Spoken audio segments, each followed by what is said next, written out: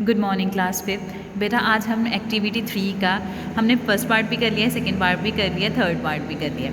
उसका सिर्फ आपका लास्ट सम रह गया था आई पार्ट, वो कैसे करना था।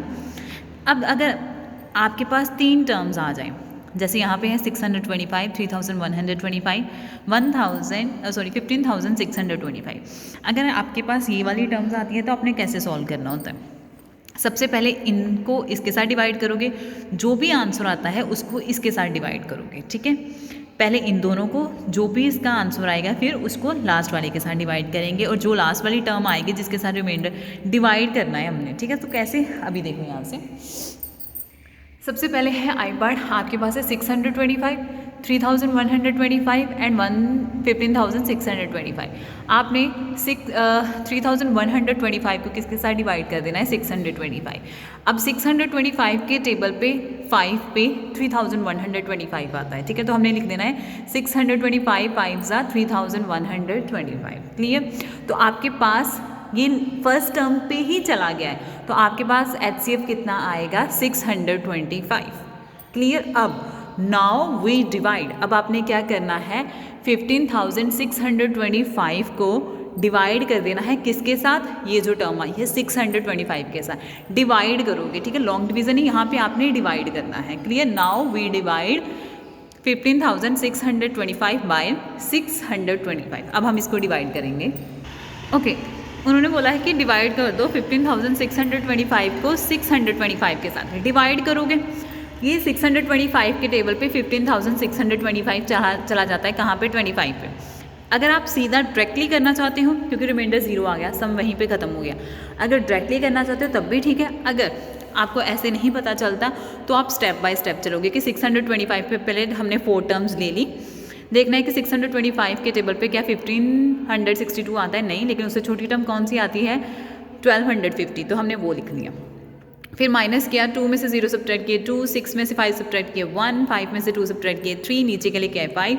अब 625 के टेबल पे 5 पे आता है 3125। तो सेम ही आया है दोनों, क्योंकि मैंने और करके लिखा है कि अगर आप चाहते हो डायरेक्टली करना तो डायरेक्टली भी कर सकते हो, अगर आप स्टेप बाय स्टेप चलते हो तब भी कर सकते हो। तो अब आपके पास क्या है, पहले आपने 3125 को 65 के साथ किया, तो आपके पास ये वाला HCF आ गया 625। फिर आपने अगेन 625 को किसके साथ डिवाइड किया, 15,625 के साथ, तो आपके पास आंसर कितना आ गया, 25। लेकिन आंसर यही है क्योंकि जिसके साथ आप डिवाइड करके आपके पास रिमाइंडर दोनों टाइम्स 0 आया है, लेकिन किसके साथ करके, 625 के साथ, तो आपके पास HCF कितना आ गया, 625। क्लियर। ये तीनों वाले सम्स हैं कि कैसे करना होता है। पहले आपने इसको इसके साथ डिवाइड कर देना है, जो भी आंसर आया ये वाला जिसके साथ आपने डिवाइड किया था, क्योंकि रिमाइंडर 0 आ गया, ये वाला HCF आ गया। फिर आपने 625 को इस टर्म के साथ डिवाइड कर देना है। अगेन इसके भी रिमाइंडर 0 आ गया, कहाँ पे, 625 पे, तो आपके पास HCF कितना आया है, 625।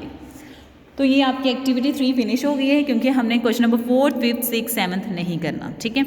आज हम करने स्टार्ट करेंगे एक्टिविटी 4। एक्टिविटी 4 है find the HCF of the following number by prime factorisation method. कहते हैं कि हमने HCF निकालना है। पहले हम HCF निकालते थे, पहले हम HCF निकालते थे, लेकिन अब हमने क्या निकालना है, LCM। LCM का मतलब होता है लीस्ट कॉमन मल्टीपल। HCF का मतलब होता था हाईएस्ट कॉमन फैक्टर, लेकिन HCM का मतलब क्या होता है, लीस्ट कॉमन मल्टीपल। आपने ये फाइंड आउट करना है किस मेथड के अकॉर्डिंग, प्राइम फैक्टराइजेशन मेथड के अकॉर्डिंग। तो BCFG आपका होमवर्क है। नेक्स्ट पार्ट जो दूसरे हैं वे मैं खुद करवाऊंगी। So let start with your question number first with A part. देखो HCF में एंड LCM में डिफरेंस होता है, वो कैसे। सबसे पहले प्राइम फैक्टराइजेशन मेथड है, एक्टिविटी 4 है, पेज नंबर 56 पे है, find LCM by prime factorisation method. आपके पास 2 डिजिट है, एक 24 है, दूसरा 36 है। आपने इसकी प्राइम फैक्टराइजेशन निकालनी है, मतलब अलग अलग करके सम्स निकालने हैं, ठीक है। 24 का अलग प्राइम फैक्टराइजेशन और 36 का अलग। सबसे पहले हमने स्टार्ट किया 24 पे, ये तो सेम ही है HCF की तरह, ठीक है। 2 12 24, 2 6 12, 2 3 6, 3 1 3। ईजी है। सबसे पहले छोटी टर्म से स्टार्ट करते हैं, तो 2 से किया। अगेन 36 का क्या है, 2 18 36, 2 9 18, 3 3 9 एंड 3 1 3। ये सेम हमने वही किए हैं, आगे भी सेम है स्टेप। 24 का क्या आएगा, 3 टाइम्स 2 1 2 3 एंड 1 टाइम 3, तो हमने 1 टाइम 3 लिख दिया। इधर 2 टाइम्स 2 है एंड 2 टाइम में 3 है, 2 टाइम्स 2 एंड 2 टाइम्स 3। अब सबसे पहले आपने देखना है कि इनमें कॉमन्स क्या है। ये देखो कॉमन, ये वाला कॉमन आया। नेक्स्ट ये भी कॉमन, पेंसिल के साथ सर्कल करोगे, और ये भी कॉमन, यही है ना, ये भी इन दोनों में कॉमन था, ये भी कॉमन था, ये भी कॉमन था। आपने जो कॉमन आए हैं ना उनको एक एक बार लिखना है। ये 2 1 टाइम, ये 2 भी 1 टाइम, ये 3 भी 1 टाइम, और अब ध्यान से देखो अब क्या है, जो बच गए हैं आपने इस बार वो भी लिखने हैं।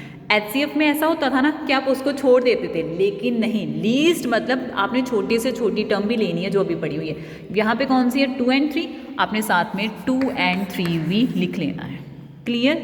जो टर्म्स कॉमन आ रही है उसको एक बार, और जो टर्म अभी बच गई है जैसे 2 और 3 ये कॉमन नहीं है, इनको भी साथ में लिखना है 2 एंड 3।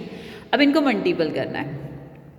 2 2 ज़ा 4, 3 2 ज़ा 6, तो हमने लिखा 4 मल्टीप्लाई 6 मल्टीप्लाई 3, यही हुआ ना।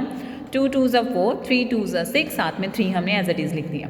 अब क्या करेंगे, 4 6 ज़ा 24, 4 6 ज़ा कितना होता है 24, 24 को 3 के साथ मल्टीप्लाई किया तो कितना आ जाएगा 72। क्लियर? जिसको अंडरलाइन कर रही हूँ इसका मतलब उसको हमने उसके साथ मल्टीप्लाई किया। 4 6 ज़ा 24, 24 को 3 के साथ मल्टीप्लाई किया तो कितना आंसर आ गया 72। ये होता है आपका एलसीएम।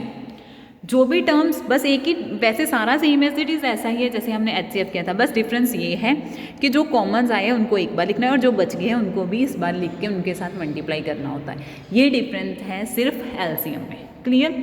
अब नेक्स्ट करेंगे अभी हम